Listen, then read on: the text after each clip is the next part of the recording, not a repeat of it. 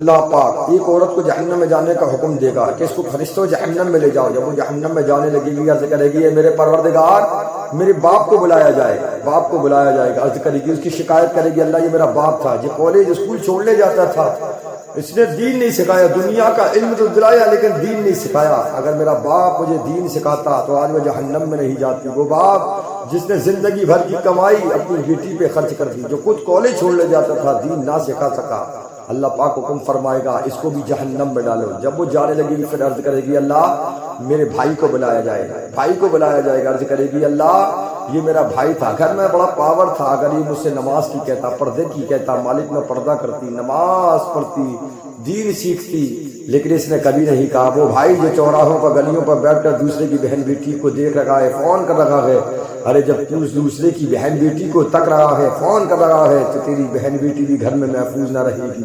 اگر اپنی بہن بیٹی کو محفوظ چاہتا ہے تو دوسری بہن بیٹی کو چھوڑ دے، دیکھنا وہ بھی جہنم میں جائے گا۔ عرض کرے گی اللہ میرے شوہر کو بلایا جائے۔ وہ شوہر جو اپنی بیوی کو گاڑی پر بیٹھا کر دوستوں کے پاس لے جاتا ہے، نمائش کرتا ہے، بتاؤ بھابی کیسی لگی؟ عرض کرے گی اللہ اس کے پاس یہ کہتا ہے ہتھیار تھا، ایسا پاور تھا طلاق کا زمین و آسمان ہل جائے۔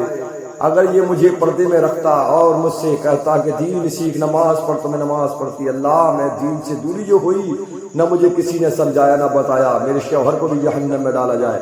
عرض کرے گی اللہ میرے بیٹے کو بلایا جائے، بیٹے کو بلایا جائے گا۔ عرض کرے گی اللہ یہ میرا بیٹا تھا، اس نے کبھی مجھ سے نماز کی نہیں کہا، کبھی اس نے پردے کی نہیں کہا، کبھی اس نے سنتوں پر چلنے کی نہیں کہا۔